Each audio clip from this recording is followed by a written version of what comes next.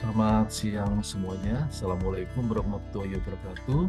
Saya akan memaparkan penelitian internal skema kerjasama luar negeri TA 2023-2024 yang berjudul pengaruh beban kerja terhadap perilaku cyberloving di mediasi, stres kerja dan burnout, dan dimoderasi oleh job insecurity.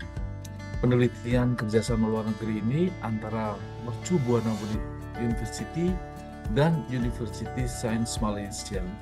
Tim peneliti sendiri dari Universitas Mercu Buana terdiri dari saya, Muhammad Sultan, kemudian ada rekan kami, Bapak Arifan Arif, SEMM, dan Dr. Niko Alexander Visano, SEMM. Sedangkan dari tim peneliti USM yaitu Associate Professor Anis Jani Ahli. Untuk disampaikan di awal bahwa penelitian internal skema kerjasama luar negeri ini khususnya di penelitian saya dan tim itu saat ini sedang diproses review di WSIS Economic and Business di Yunani, Skopus ketiga. Next.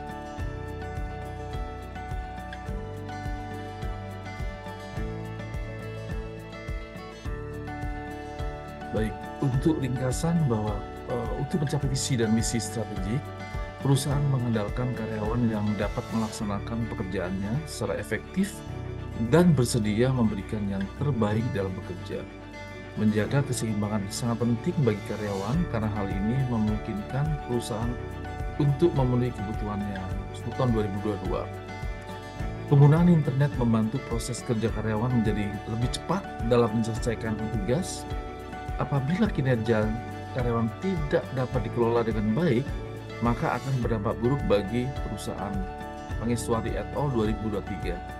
Dengan adanya fasilitas internet di tempat kerja, karyawan cenderung menyalahgunakan fasilitas internet yang tersedia, baik untuk kepentingan pribadi pada saat bekerja.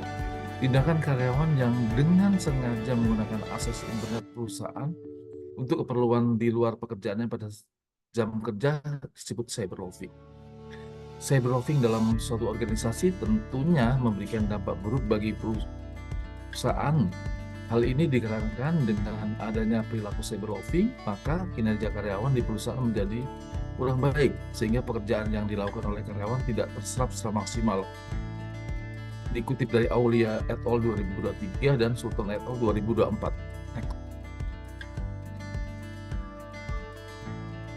Cyberloving dalam suatu organisasi tentu membawa dampak buruk bagi suatu perusahaan. Dengan adanya perilaku cyberloving, maka kinerja karyawan dalam perusahaan tersebut berada di bawah kinerjanya, sehingga pekerjaan yang dilakukan oleh karyawan tidak terserap secara maksimal. Tidak adanya pembatasan penggunaan internet di tempat kerja juga menunjukkan adanya penyimpangan yang serius. Penelitian ini bertujuan untuk menganalisis pengaruh beban kerja terhadap perilaku cyberloving yang dimediasi oleh stres kerja dan burnout yang dimoderasi oleh job insecurity pada konsultan perencanaan keuangan di Jakarta. Populasi dalam penelitian ini berjumlah 74 orang yang tidak mempunyai bawahan dan menggunakan sampel jenuh. Penelitian analitik yang digunakan adalah analitik kuantitatif dengan metode pengumpulan data melalui kuesioner. Dan SEM digunakan sebagai metode analisis dan SPAT PLS digunakan sebagai tentu dengan sebagai alat analisisnya.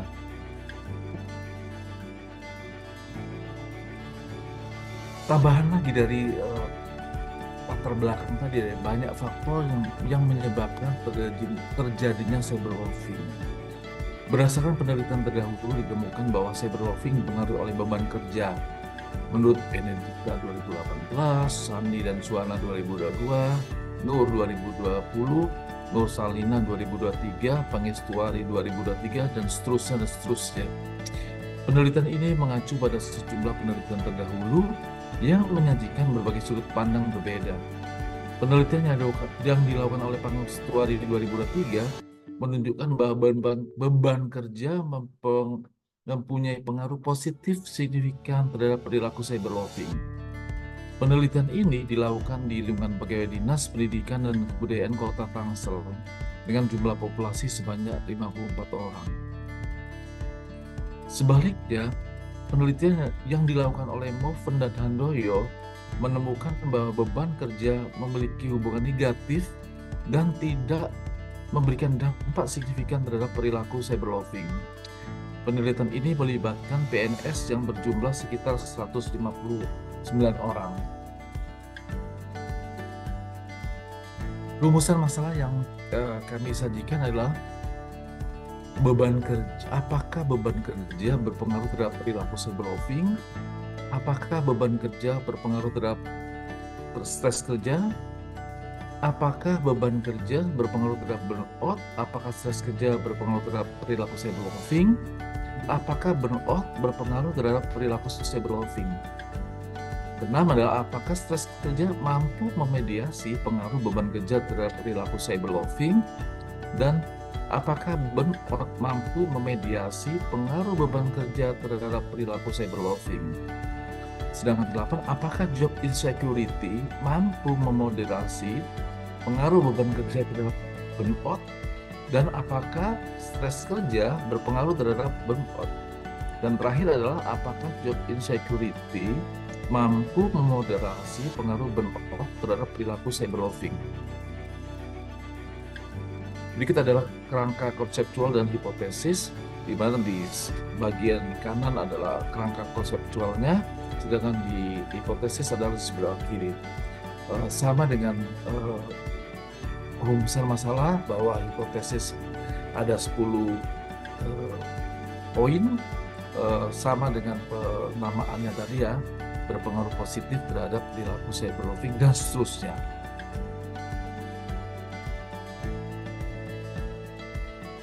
Sedangkan metode penelitiannya ini adalah desain penelitian diawali dengan identifikasi masalah di lokasi penelitian, merumuskan masalah, dan mengembangkan teori dasar untuk memperkuat alasan setiap variabel.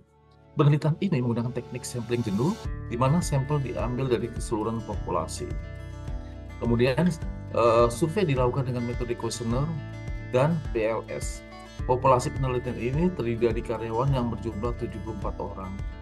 Kuesioner online dengan skala Likert digunakan untuk mengumpulkan data utama dan sekunder. Item untuk setiap variabel diadaptasi dari penelitian sebelumnya, independen dari mediator dan faktor independen. Dengan sedikit modifikasi dari Rohmat et al. 2022, Sultan et al. 2022, Pangeswari et al. 2023, Karyatun et al. 2024, dan Aulia et al. 2023. Perilaku cyberloving diukur menggunakan aktivitas browsing, aktivitas email.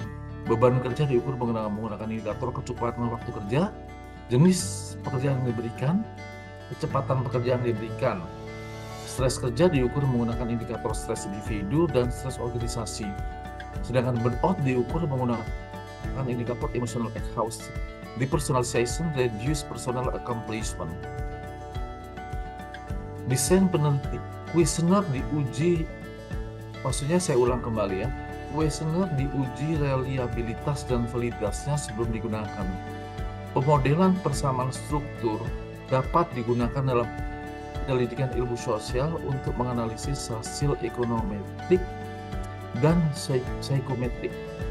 Karena model ini mengevaluasi model adiktif yang telah diverifikasi secara teori menurut Henley dan Kaplan 2024 dan Statsoft 2013. Analisa data PLS memiliki kelebihan dan kekurangan, khususnya yang berkaitan dengan asumsi statistik consequent fit, serta didasarkan pada covariant approach, di mana diperlukan kriteria sebagai berikut: jumlah sampel yang besar, data berdistribusi normal, indikator konstruksi efektif, dan faktor pemicu atau kesalahannya yang muncul ketika program gagal memberikan hasil kurangnya identifikasi model. Menurut Reynald et al. 2009, Started dan Wang 2022. Di sisi lain, PLS dapat mengatasi kendala ini dengan menciptakan model hubungan sebab akibat yang rumit dengan variabel laten. Hal ini resisten atau kebal terhadap statistik multivariat yang secara bersamaan mengelola berbagai variabel penjelas dan respon menurut Thompson dan Kahn 2010. Berikut adalah data karakteristik responden. Kemudian yang tersaji dalam slide ada karakteristik responden, ada uji AVE, dan ada Vonnegut kriterium. Saya memperjelas tentang karakteristik responden. Dari 74 responden, didominasi adalah laki-laki 39, tapi setidaknya hampir mirip ya, 39 dan 35. Sedangkan usia tertinggi terbanyak adalah rentang 21 sampai dengan 30. Di education level, di pendidikan tertinggi adalah di SMA, senior high school, dan masa kerja yang terbanyak adalah rentang 1 sampai 3 tahun. Next. Berikut adalah hasil pengujian hipotesis, di mana dari 10 hipotesis tadi saya dapat menjelaskan sebagai berikut. Beban kerja terhadap burnout hasilnya adalah positif signifikan. Sedangkan beban kerja terhadap cyberloving juga hasilnya positif signifikan. Sedangkan beban kerja terhadap stres kerja positif signifikan. Burnout terhadap cyberloving positif signifikan. Dan stres kerja terhadap burnout positif signifikan. Yang menarik adalah stres kerja tidak memoderasi, atau stres kerja tidak memoderasi terhadap perilaku cyberloving, yaitu positif tidak signifikan. Sedangkan job insecurity memoderasi atau memediasi burnout terhadap cyberloving atau moderasi semu. Dan job insecurity sebagai moderasi prediktor antara beban kerja terhadap burnout. Dan di hipotesis ke-9 adalah bahwa stres kerja mampu memediasi beban kerja terhadap cyberloving unmediated. Dan terakhir adalah mediasi parsial, di mana burnout mampu memediasi beban kerja terhadap perilaku cyberloving. Saya mau memperjelas kembali ya di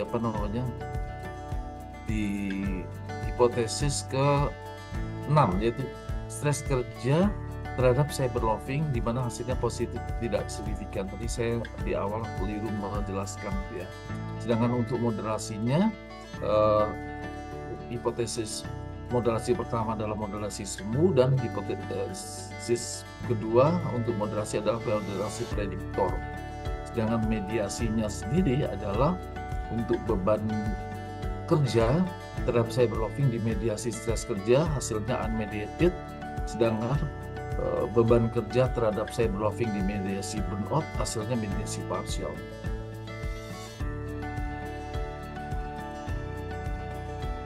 Kesimpulannya adalah dengan menganalisis variabel-variabel yang berhubungan dengan beban kerja, cyberloving, stres kerja, dan burnout, serta job insecurity, hasil penelitian ini diperoleh dari penelitian terhadap karyawan.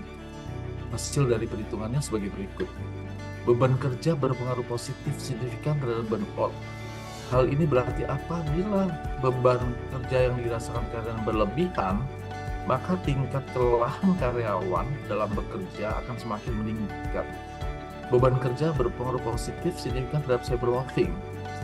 Artinya jika beban kerja karyawan tinggi, maka ada kecenderungan karyawan akan melakukan perilaku cyberloving dalam bekerja. Sedangkan beban kerja berpengaruh positif signifikan terhadap stres kerja, dapat diartikan jika beban kerja karyawan pada perusahaan tinggi, maka otomatis stres kerja karyawan akan semakin meningkat berurutan. Sedangkan burnout berpengaruh positif signifikan terhadap cyberloving, dapat diartikan jika tingkat kelelahan karyawan pada perusahaan tinggi, maka karyawan cenderung akan melakukan perilaku cyberloving. Stres kerja berpengaruh positif terhadap burnout, artinya jika stres kerja karyawan sangat tinggi, maka karyawan tersebut akan merasakan burnout yang tinggi pula. Stres kerja berpengaruh positif signifikan terhadap cyberloving pada karyawan, artinya Jika karyawan mengalami stres kerja yang tinggi, maka perilaku cyberwolfing karyawan pun juga mengikuti tinggi. Sedangkan job insecurity memoderasi efek prediktor burnout terhadap perilaku cyberwolfing. Job insecurity memoderasi pengaruh workload terhadap burnout pada karyawan, sedangkan work stress tidak mampu memediasi pengaruh workload terhadap cyberwolfing, sedangkan burnout mampu memediasi secara parsial pengaruh tersebut beban kerja terhadap perilaku cyberwolfing. Hal yang menarik, ada temuan menarik dari penelitian ini adalah stres kerja tidak memberikan pengaruh yang signifikan terhadap perilaku cyberwolfing. Artinya, jika karyawan mengalami stres yang berlebihan, maka akan semakin lelah dalam bekerja. Fatigue mempunyai tingkat cyberwolfing yang signifikan. Dengan mengalami tingkat kelelahan yang luar biasa, mereka mudah teralihkan oleh aktivitas bermain internet yang jauh dari tujuan awal dalam bekerja.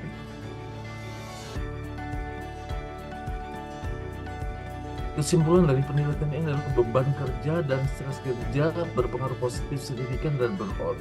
Beban kerja dan burnout berpengaruh positif dan signifikan terhadap cyberwolfing. Beban kerja berpengaruh positif dan signifikan terhadap stres kerja. Stres kerja berpengaruh positif namun tidak signifikan terhadap cyberwolfing. Job insecurity sebagai prediktor moderasi antara pengaruh burnout terhadap cyberwolfing. Kemudian job insecurity sebagai pseudo moderasi hubungan pengaruh beban kerja terhadap burnout. Stres kerja tidak mampu memediasi pengaruh beban kerja terhadap cyberwolfing, dan burnout mampu memediasi secara parsial pengaruh beban kerja terhadap perilaku cyberwolfing. Demikian yang disampaikan presentasi penelitian internal skema kerjasama luar negeri antara Universitas Mercu Buana dengan University Sains Malaysia USM. Mudah-mudahan bermanfaat, memberikan pencerahan, dan tentu artikel yang saat ini sedang proses review di Yunani di Scopus Q3 Business Economic and Business dapat segera dipublish. Terima kasih atas perhatiannya. Wassalamualaikum warahmatullahi wabarakatuh.